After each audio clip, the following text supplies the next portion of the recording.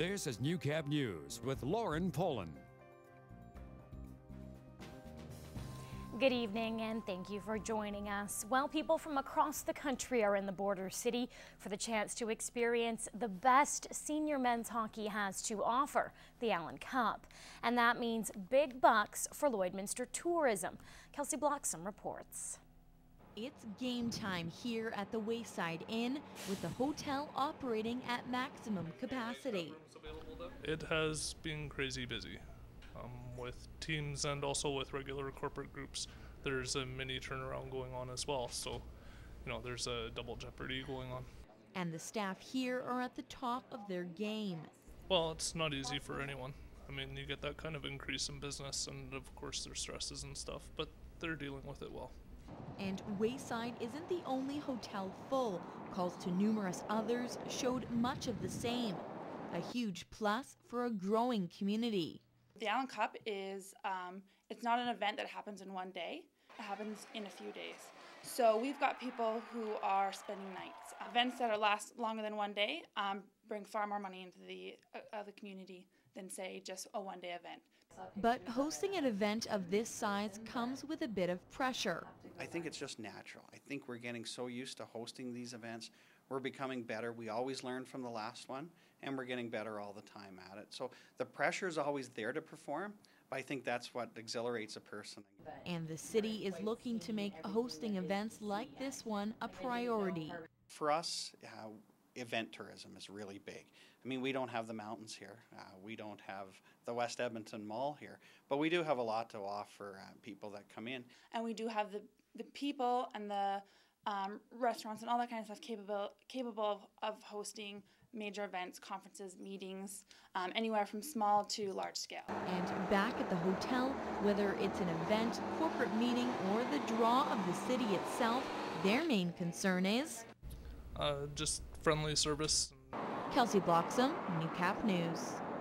And there's only a handful of days before Albertans hit the polls in what's expected to be one of the fiercest elections in provincial history. As Clayton Brown reports, candidates in the Bonnyville Cold Lake riding are making their final push to prove why you should vote for them. As time ticks down to Election Day, candidates in Bonnyville Cold Lake are addressing many concerns. One of the biggest, the need for more senior housing to alleviate long waiting lists. One of the solutions that we have is an immediate $400 million increase to home care. We want to be able to keep seniors in their homes for as long as they want to stay there. After that, we're going to start building more continuing care units. First of all, we did address working with Lakeland Housing with an increase of housing for the seniors in Bonnyville for phase 1. Now we're going to work for housing for the seniors here in Cold Lake. We're going to be giving more funds to frontline workers, home care workers, palliative care programs. We are going to invest into more spaces, more assisted living spaces, more lodges. Another big concern for parents in the area is the crowded schools. Cold Lake Elementary is busting at the seams, and Notre Dame High School in Bonnyville is in dire need of a facelift. After the elections, building a new school in Cold Lake and modernizing one of the schools in Bonnyville is going to be one of my top priorities. Part of our alternative budget is to build more school spaces.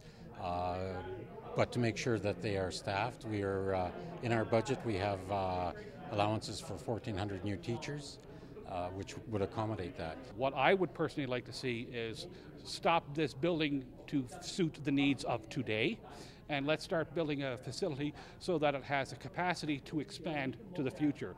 We tried contacting NDP candidate Luann Bannister, but we were unsuccessful. In Cold Lake, Clayton Brown, Newcap News. The border city will soon be offering more flexible payment options for buying bulk water. Effective May 1st, customers can now pay per load using major credit cards. The city says the system is being revamped to better serve the region. And for those wanting to continue to prepay, fleet cards will now be required. Well, the current system was reaching the end of life and only offers the prepaid option. And so right now customers must contact City Hall, during business hours to add water to their account. So really, the primary reason is to improve the customer service.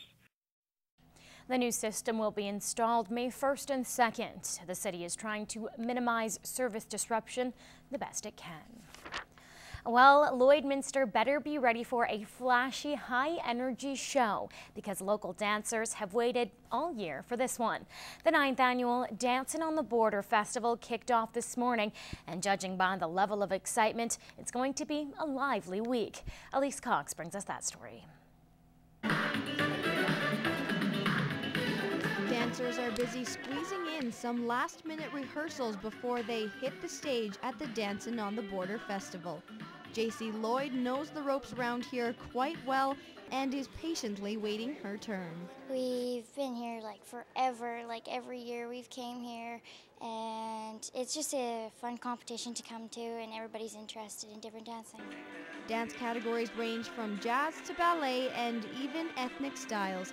A nice mix for dancers to showcase. It's really fun to see what you're capable of doing and see what other people like. Each dance category is judged by 2 adjudicators from Vancouver, who then award a gold, silver, and bronze medal. So there is some stiff competition, but for most girls, it's just about getting up on that stage. Just fun to go out and perform. You dance in front of lots of people. It's fun, you can meet new friends, and it's just a competitive way to have fun with it. Some are even awarded scholarships, so these dancers work hard to improve every year. You learn different things, like some adjudicators like face, some like stretched feet, arms, so it kind of helps you along the way. And for JC, the festival also acts as a learning experience. Be a good role model for the younger kids. You can always get another chance to keep participating and just have fun with it. The festival is on until Sunday and is open to the public, with performances running from 9 a.m. to 7 p.m. every day. Elise Cox, Newcap News.